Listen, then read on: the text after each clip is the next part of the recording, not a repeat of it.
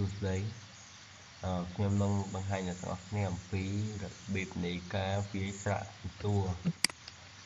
នៅក្នុងស្រៈរបស់ខ្មែរយើងស្រៈពិន្ទុគឺមានចំនួន10ពិន្ទុហើយទី1អក្ស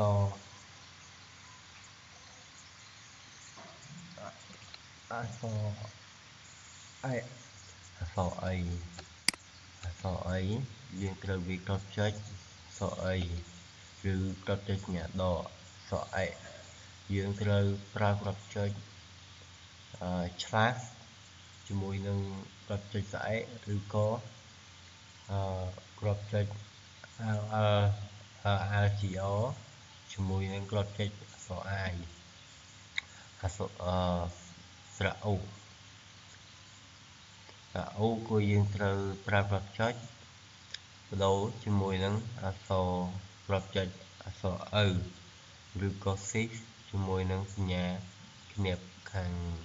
ស្ដាំអក្សរ O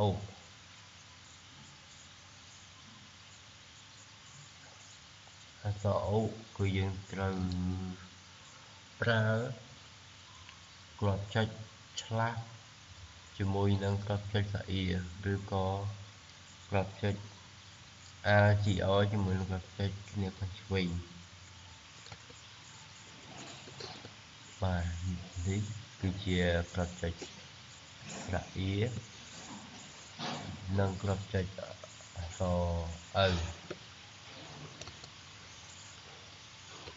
មកគ្រាប់ចុចអក្សរ O យើងត្រូវប្រើគ្រាប់ចុចអក្សរ O ឬគ្រាប់ចុចគ្នាខាងស្ដាំនេះគឺជាគ្រាប់ចុចអក្សរ O និងឬគ្នាខាងស្ដាំ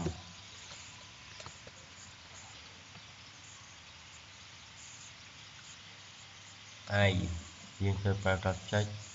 ឆ្លាស់ជាមួយនឹងគ្រាប់ចុចអក្សរ ផឬក៏ RGO ជាមួយនឹងគ្រាប់ចុចអក្សរ P ឬយើងត្រូវប្រើគ្រាប់ចុចបដូរជាមួយនឹងគ្រាប់ចុចអក្សរ R ឬក៏គ្រាប់ចុច Shift ជាមួយនឹងគ្រាប់ចុច R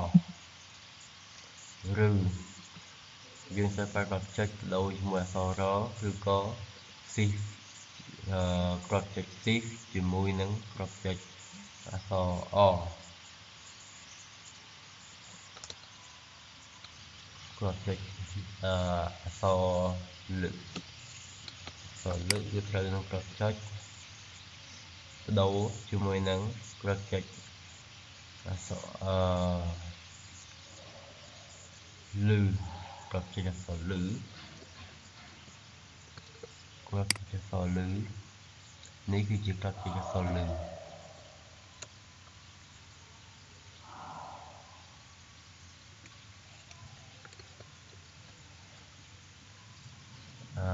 គ្រាប់ចុចអក្សរលឺយើងត្រូវប្រើគ្រាប់ចុចអក្សរលឺគ្រាប់ចុចអក្សរលឺគឺដែលខ្ញុំបានបង្ហាញមិញ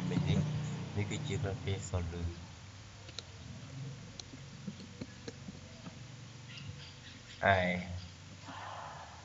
យើងត្រូវប្រើគ្រាប់ចុច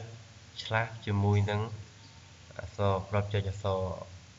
គ្រាប់ចុចស្អេឬក៏ RGO ជាមួយនឹងគ្រាប់ចុចអក្សរ E យើងត្រូវប្រើគ្រាប់ចុចឆ្លាស់ជាមួយនឹងគ្រាប់ចុចស្អោឬក៏ RGO ជាមួយនឹងគ្រាប់ចុចអក្សរ O យើងត្រូវប្រើគ្រាប់ចុចអក្សរ O ឬគ្រាប់ចុចសញ្ញាស្មើនេះគឺជាគ្រាប់ចុចអក្សរ O ឬក៏សញ្ញាស្មើ